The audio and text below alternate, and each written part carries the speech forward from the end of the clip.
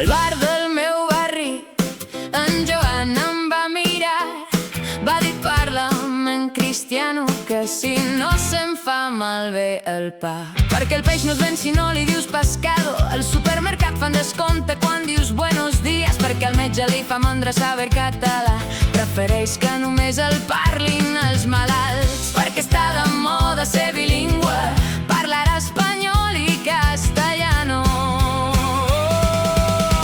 Demanem perdó per fer ús de l'única llengua natural, fins que el silenci sigui un idioma cooficial.